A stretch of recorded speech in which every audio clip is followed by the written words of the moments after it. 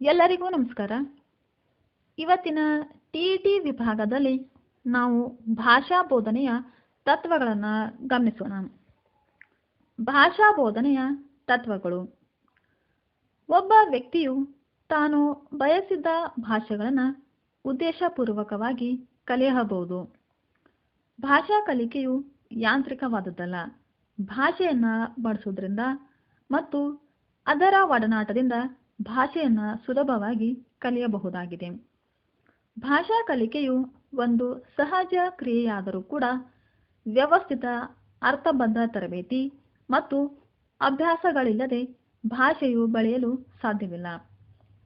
ಭಾಷೆಯನ್ನು ಸಮರ್ಪಕವಾಗಿ ಬೋಧಿಸಲು ಕೂಡ ಭಾಷಾ ತಜ್ಞರು ಹಲವಾರು ತತ್ವಗಳನ್ನು ತಿಳಿಸಿದ್ದಾರೆ. ಭಾಷಾ ಬೋಧನೆಯ ತತ್ವಗಳು. 1.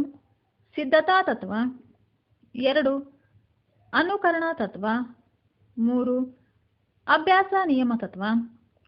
4. ಪುನರ್ಬಲನ ತತ್ವ. 5. ಸ್ವಾಭಾವಿಕ ಕ್ರಮ ತತ್ವ. 6.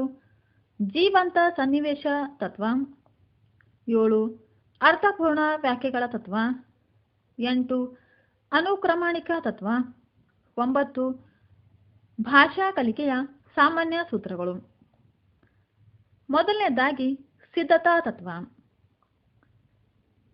ಭಾಷಾ ಶಿಕ್ಷಕನು ಮಕ್ಕಳಿಗೆ ಭಾಷೆಯನ್ನು ಬೋಧಿಸಲು ಮೊದಲು ಮಕ್ಕಳನ್ನು ಮಾನಸಿಕವಾಗಿ ಮತ್ತು ದೈಹಿಕವಾಗಿ ಸಿದ್ಧರನ್ನಾಗಿ ಮಾಡಬೇಕು. ನಂತರ ಭಾಷಾ ಬೋಧನೆಯು ಆರಂಭಿಸಬೇಕು. ಮನೋವಿಜ್ಞಾನಿಗಳಾದಂತಹ ಥಾರ್ಂಡೈಕ್ ಅವರು ಹೇಳುವಂತೆ, ಮಕ್ಕಳಲ್ಲಿ ಮಾನಸಿಕ ಸಿದ್ಧತೆ ಇದ್ದಾಗಲೇ ಕಲಿಕೆ ಸಾಧ್ಯ ಎಂದಿದ್ದಾರೆ. ಅದರಂತೆ ಮಕ್ಕಳು ಮಾನಸಿಕರಾಗಿ ಸಿದ್ಧರಿದ್ದಾಗ ಮಾತ್ರ ಭಾಷಾ ಕಲಿಕೆಯು ಸುಲಭವಾಗುವುದು. ಭಾಷಾ ಕೌಶಲ್ಯವನ್ನು ಅರಿಯಲು ಮಾನಸಿಕವಾಗಿ, ದೈಹಿಕವಾಗಿ ಮತ್ತು ಧ್ವನ್ಯಾಂಗಗಳ ಸಿದ್ಧತೆ ಇರಬೇಕು. ಆದ್ದರಿಂದ ಶಿಕ್ಷಕನು ಆರಂಭದಲ್ಲಿ ಮಕ್ಕಳಿಗೆ ವಿವಿಧ ರೀತಿಯ ಸಚಿತ್ರಪಟಗಳು, ವರ್ಣಮಾಲೆಯ ಚಾರ್ಟ್ಗಳು, ರೇಡಿಯೋ, ಧ್ವನಿ ಮುದ್ರಣ ಯಂತ್ರಗಳು, ಸಚಿತ್ರ ಫಲಕಗಳ ಮೂಲಕ ಮಕ್ಕಳನ್ನು ಭಾಷಾ ಕಲಿಕೆಗೆ ಪ್ರೇರೇಪಿಸಬೇಕು. ಶಬ್ದಗಳನ್ನು ಗ್ರಹಿಸುವ, ಧ್ವನಿ ವ್ಯತ್ಯಾಸಗಳನ್ನು ಗುರುತಿಸಿ ಪ್ರತಿಕ್ರಿಯೆ ನೀಡುವಂತೆ ಮಕ್ಕಳನ್ನು ಸಿದ್ಧರನ್ನಾಗಿ ಮಾಡಬೇಕು. 2ನೇದಾಗಿ ಅನುಕರಣ ತತ್ವ. ಮಕ್ಕಳು ಸಹಜವಾಗಿ ಅನುಕರಣೆಯ ಮೂಲಕ ಕಲಿಯಲು ಆರಂಭಿಸುತ್ತಾರೆ. ಆರಂಭದಲ್ಲಿ ಮಗು ತನ್ನ ತಾಯಿಯನ್ನು ಅನುಕರಿಸಿ ಭಾಷೆಯನ್ನು ಕಲಿಯುತ್ತದೆ. ಧ್ವನಿಯ ಉಚ್ಚಾರಣೆ, ಮಾತನಾಡುವುದು, ಓದುವುದು, ಬರೆಯುವ ಕೌಶಲ್ಯಗಳನ್ನು ಮಕ್ಕಳು ಅನುಕರಣೆಯ ಮೂಲಕ ಕಲಿಯುತ್ತಾರೆ. ಶಾಲೆಯಲ್ಲಿ ಮಕ್ಕಳು ಶಿಕ್ಷಕರನ್ನು ಅನುಕರಿಸಲು ಆರಂಭಿಸುತ್ತಾರೆ. ಉತ್ತಮ ಸಂಭಾಷಣೆ, ಉತ್ತರಿಸುವುದು, ಓದುವುದು, ಬರೆಯುವುದು, ಹಾಡುವುದು ಎಲ್ಲವೂ ಭಾಷಾ ಶಿಕ್ಷಕರ ಸಾಮರ್ಥ್ಯ ಹಾಗೂ ಅಭ್ಯಾಸದ ಮೇಲೆ ಅವಲಂಬಿಸಿರುತ್ತದೆ. 3ನೇದಾಗಿ ಅಭ್ಯಾಸ ನಿಯಮ ತತ್ವ. ಸತತ ಅಭ್ಯಾಸದಿಂದಲೇ ಭಾಷಾ ಕಲಿಕೆಯು ಸುಲಭವಾಗುತ್ತದೆ. ಶಿಕ್ಷಕರು ಮಕ್ಕಳಿಗೆ ಭಾಷೆಯನ್ನು ಕಲಿಸುವಾಗ ಅಭ್ಯಾಸ ತತ್ವಗಳನ್ನು ಪಾಲಿಸುವಂತೆ ಮಾಡಬೇಕು. ಭಾಷಾ ಕೌಶಲ್ಯದ ಕಲಿಕೆಗೆ ಅಭ್ಯಾಸವು ಅತಿ ಅವಶ್ಯಕವಾದ ನಿಯಮವಾಗಿದೆ. ಭಾಷಾ ಕಲಿಕೆಯು ಅನುಕರಣೆಯಿಂದ ಆರಂಭವಾಗಿ ಅಭ್ಯಾಸಗಳ ಮೂಲಕ ಬಲಗೊಳ್ಳುತ್ತಾ ಸಾಗುತ್ತದೆ. ಆಲಿಸುವಿಕೆ, ಮಾತು, ಓದು, ಬರಹ ಕೌಶಲ್ಯಗಳು ಅಭ್ಯಾಸದಿಂದಲೇ ಬಲಗೊಳ್ಳುತ್ತವೆ. ಭಾಷಾ ಶಿಕ್ಷಕರು ವಿವಿಧ ರೀತಿಯ ಕ್ರಮಬದ್ಧ ಭಾಷಾ ವ್ಯಾಸಂಗಗಳನ್ನು ಮತ್ತು ಚಟುವಟಿಕೆಗಳನ್ನು ತರಗತಿಯಲ್ಲಿ ಮಕ್ಕಳಿಗೆ ಒದಗಿಸಬೇಕು. ಇದರಿಂದ ಭಾಷಾ ಕಲಿಕೆಯು ಸುಲಭವಾಗುತ್ತದೆ.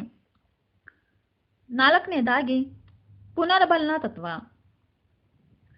ಭಾಷಾ ಕಲಿಕೆಯಲ್ಲಿ ಈ ಪುನರ್ಬಲನದ ತತ್ವದ ಮಹತ್ವ ಹೆಚ್ಚಾಗಿದೆ. ಮಕ್ಕಳು ಭಾಷೆ ಕಲಿತು ಪ್ರಯೋಗಿಸುವಾಗ ಕಂಡುಬರುವಂತಹ ಸರಿ ತಪ್ಪುಗಳನ್ನು ಗುರುತಿಸಿ ಮಕ್ಕಳಿಗೆ ಪುನರ್ಬಲನವನ್ನು ನೀಡಬೇಕು. ಉತ್ತಮ ಅಭ್ಯಾಸ ಹಾಗೂ ಕ್ರಮಬದ್ಧ ಚಟುವಟಿಕೆಗಳ ಮೂಲಕ ದೋಷವನ್ನು ನಿವಾರಿಸಿ ಮುಂದುವರಿಯಬೇಕು. ಆಗ ಭಾಷಾ ಬೋಧನೆಯು ಸುಲಭದ ಜೊತೆಗೆ ಕಲಿಕೆಯು ಹೆಚ್ಚುತ್ತದೆ. 5. ಸ್ವಾಭಾವಿಕ ಕ್ರಮ ತತ್ವ. ಮಕ್ಕಳ ಭಾಷಾ ಕಲಿಕೆಯು ಸ್ವಾಭಾವಿಕ ಪ್ರಕ್ರಿಯೆಯಾದ್ದರಿಂದ ಭಾಷಾ ಬೋಧನೆಯಲ್ಲಿಯೂ ಅದೇ ಕ್ರಮವನ್ನು ಅನುಸರಿಸಬೇಕು. ಮಕ್ಕಳಲ್ಲಿ ಮಾತೃಭಾಷಾ ಕಲಿಕೆಯು ಆಲಿಸುವಿಕೆಯಿಂದ ಆರಂಭವಾಗುತ್ತದೆ. ಶಾಲೆಯಲ್ಲಿಯೂ ಕೂಡ ಇದೇ ಕ್ರಮವನ್ನು ಅನುಸರಿಸಬೇಕು. ಮೊದಲು ಆಲಿಸುವಿಕೆ, ನಂತರ ಮಾತು, ತದನಂತರ ಓದು, ಬರಹ. ಈ ಕ್ರಮದಲ್ಲಿ ಭಾಷಾ ಬೋಧನೆಯು ಸಾಗಬೇಕು. ಮಕ್ಕಳಿಗೆ ಓದುವ ಕೌಶಲ್ಯವನ್ನು ಕಲಿಸುವಾಗ ಬರಹವನ್ನು ಬೋಧಿಸಬಹುದು. ಭಾಷೆಯನ್ನು ಆದಷ್ಟು ಮುಕ್ತವಾಗಿ ಹಾಗೂ ಸ್ವಾಭಾವಿಕ ಕ್ರಮದ ಮೂಲಕ ಕಲಿಸಬೇಕು. 6. ಜೀವಂತ ಸನ್ನಿವೇಶ ತತ್ವ.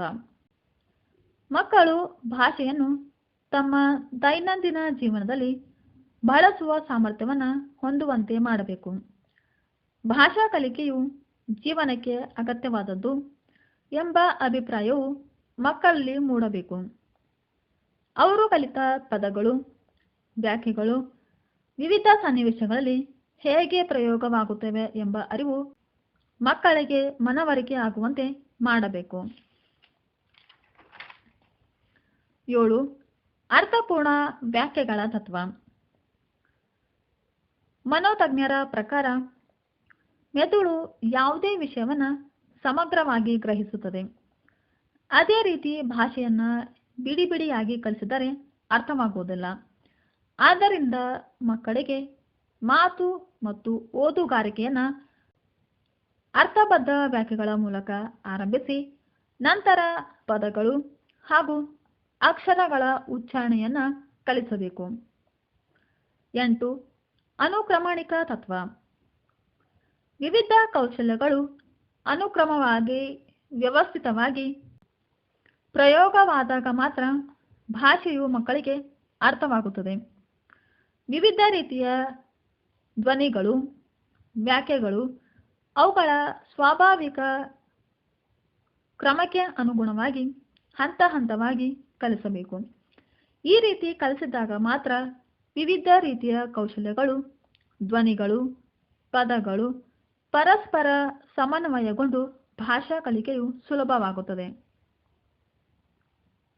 9. ಭಾಷಾ ಕಲಿಕೆಯ ಸಾಮಾನ್ಯ ತತ್ವಗಳು. ಭಾಷಾ ತಜ್ಞರು ಈ ಮೇಲಿನ 8 ತತ್ವಗಳ ಜೊತೆಗೆ ಇನ್ನೂ ಕೆಲವು ಸಾಮಾನ್ಯ ತತ್ವಗಳನ್ನು ತಿಳಿಸಿದ್ದಾರೆ. ಈ ಸಾಮಾನ್ಯ ತತ್ವಗಳನ್ನು ಅನುಸರಿಸಿ ಭಾಷಾ ಶಿಕ್ಷಕ ಬೋಧನೆ ಮಾಡಿದಾಗ ಭಾಷಾ ಕಲಿಕೆಯು ಸುಲಭವಾಗುವುದು. 1. ಸರಳ ಪದಗಳಿಂದ ಸಂಯುಕ್ತ ಪದಗಳ ಕಲಿಕೆ.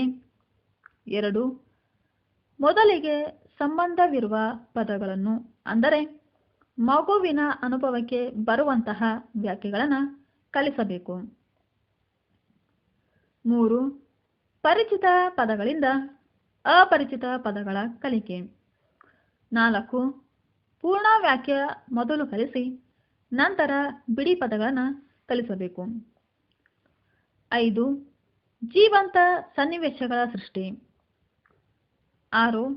ವ್ಯಾಖ್ಯಾನಾಂಶವನ್ನು ಪ್ರಾಯೋಗಿಕವಾಗಿ ಕಲಿಸಬೇಕು. 7. ಮಾತುಗಾರಿಕೆಯ ಕೌಶಲ್ಯದ ನಂತರ ಓದುವ ಕೌಶಲ್ಯವನ್ನು ಕಲಿಸುವುದು. 8. ಸಂಭಾಷಣೆಯ ಮೂಲಕ ಮಾತುಗಾರಿಕೆಯನ್ನು ಅಭ್ಯಾಸ ಮಾಡಿಸಬೇಕು. 9. ಬಾಯಿದೆರೆ ವಾಚನದ ನಂತರ ಮೌನ ವಾಚನವನ್ನು ಅಥವಾ ಮೌನ ಓದನ್ನು ಕಲಿಸಬೇಕು. 10.